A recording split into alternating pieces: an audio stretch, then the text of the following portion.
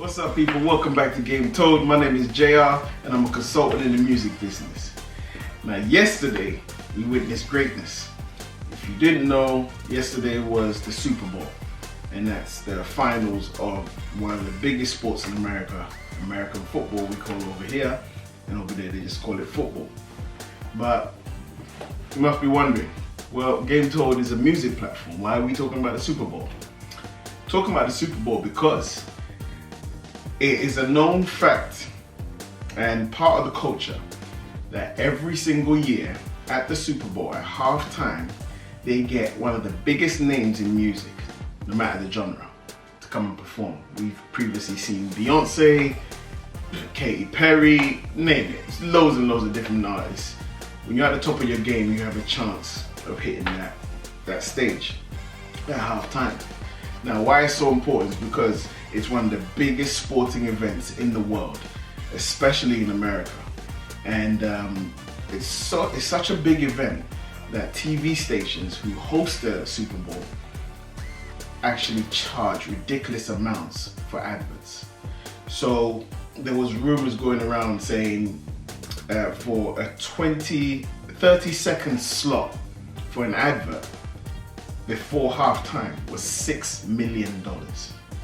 Imagine having to pay $6 million for a slot just to put your advert in there. That's how many people will be watching the Super Bowl. So it's a big event. But anyway, I digress. As I've already said, loads and loads of different artists have performed at the Super Bowl halftime. And yesterday was Dr. Dre's turn. Let's get into it. So the event started out with Dr. Dre, some graphics and Dr. Dre's hand coming down, touching the mixing board, or all-white mixing board, with digitalized and everything, and then he presses a button and then the music starts and it opens with him and Snoop performing, and they did a track from Dre 2001, the next episode.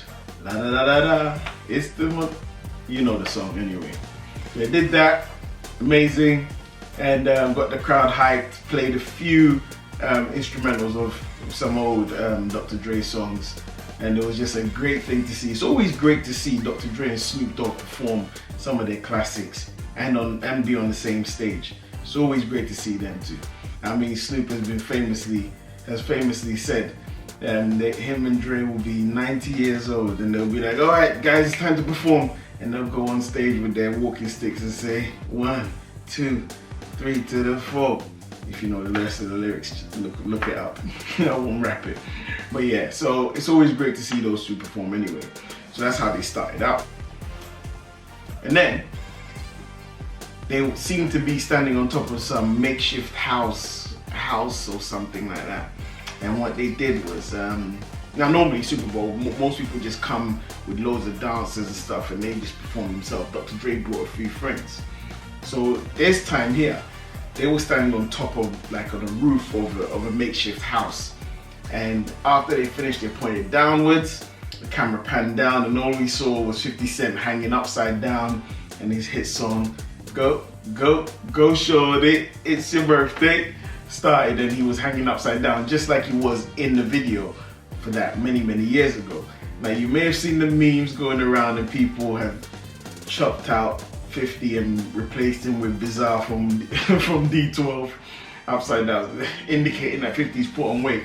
Now I personally don't think he's put on weight. Well, of course he's put on some weight, but I don't think he's overweight. But with TV, it always adds a few pounds to yourself, so a person can look a bit chubby. And 50 Cent, what he did wrong, I guess, is he went to wear the vest that he used to wear when he was like ripped. And yeah, it just didn't look right, that's all. You know what I'm saying? But shout out to 50 because today he's posted a picture of him hanging upside down and posted a link to where you can get those vests. Now they're a replica of the old school G-Unit vests that he had back in the day, so hey, it's what it is. But yeah, 50 performed and with some dancers and stuff. When he finished, he flipped it as well. The camera panned into him, and then his dancers went down and his hand went up, pointing up, and they went back to the roof and Mary J. Blige was there in all white with sequins and stuff like that. And Mary J. Blige is one of my favorite artists. Like, over all the rappers and everything, she comes in my top 3 artists of all time. I absolutely love this woman, and I actually have an idea for an international R&B artist who wants to make a UK project, and I've reserved that in my head, saying one day I'm gonna meet Mary J. Blige and work with her, and I'm gonna give her all these gems. Now, hey, not to say that I'm gonna make her. She's an established artist in her own right, amazing, which is why I love her so much. I mean, so many projects and stuff. So, but yeah, I've got a great idea for Mary J. Blige. So I was excited to see her. So Mary J. Blige came on. She did her thing with her dancers, and when she finished, the dancers moved away. She fell to the ground with her legs open, like a you know, when you do a snowman, when you do an angel, sorry, in the snow. She did one of those, and then which was quite funny. It was a bit weird, but yeah. But I was so disappointed that Mary didn't do her dance. Now, I was fuming. She's got this dance that she does at every show, and the whole crowd starts chanting, "Go Mary, go Mary," and she does it to her song, "How Can I Love Somebody Else?" Go Google it, you find it. Don't expect me to do the dance and sing for you and stuff. But yeah, it's just an amazing thing, and I just love seeing Mary J. Blige perform. But yeah, she didn't do it, and I was quite upset, but it was good to see Mary performing. So then anyway, she pans downstairs, and then we have Kendrick Lamar. So Kendrick Lamar comes out with these guys, these guys with blonde beards and blonde hair, and really sleekly dressed with these sachets around them saying Dre Day, and he performs his song Man Down, and you know, very drilled, like it was like a drill instructor, and you know, they were doing their dance steps and stuff, and he was performing in the middle of them, and they were walking around like soldiers and stuff. It was crazy. It looked good. The aesthetics were very nice. The props, the dancers, everybody was on point. He did that. He performed another track, and when he finished, the camera pans around and goes back upstairs on top of the roof, and part of the building collapses and breaks off, and then you see Eminem pull out. So Eminem pulls out and he starts singing Forgot About Dre. And yeah, crowd goes crazy. Everybody was loving it after he performed. Oh, actually, when Eminem was performing, I saw he was with a guitarist, a pianist, and a drummer. I looked at the drummer, and the drummer happened to be Anderson .Paak. So he was there, you know, vibing out, playing the drums for Eminem to perform. After Eminem finished, Dr. Dre shook hands with the pianist. They swapped over. The pianist went over to the decks. Dr. Dre came back and he started playing dun, dun, dun, dun, dun, dun, dun, dun. You know that song, and it was a rap. I mean, they absolutely killed it. It was so good. Such a good thing for hip hop. Such a good thing for the culture, really. And yeah, I truly enjoyed it. To be honest with you, I did expect more. But once I slept on it and woke up in the morning, and I thought to myself, I said, look, this is great. It's the Super Bowl, one of the most watched events in the world. And you have Dr. Dre, who's been doing this for 35 years, going on 40 years or so. And he's there performing, and he's brought through all the artists he's worked with. It was an amazing thing.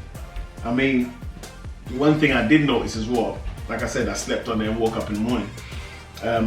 All of them performed the songs that Dr. Dre had produced for them.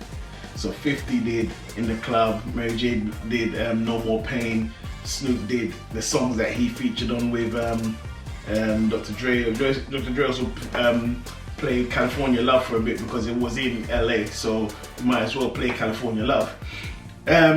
Kendrick's song as well, Dr. Dre produced that, and the song with Eminem, the same thing as well. And yeah, it was just an amazing situation. I also woke up to some headlines about the NFL putting out a statement saying, now don't quote me on this, but because I'm not too sure, but the NFL putting out a statement saying that they didn't tell Eminem not to take a knee while he was performing, and apparently Eminem took a knee in solidarity for George Floyd. I mean, you all know what happened there. So if that's the case, I need to do my research on that. So I won't touch on it too much, but that's what I woke up to. And yeah, overall, I definitely expected more. Like the aesthetics and the props were amazing. I wouldn't change that for nothing. But I expected more in the performance, like more songs and stuff. But it's halftime. It's only given a short given window. There's only so far you can go. So I can't even fault them for that.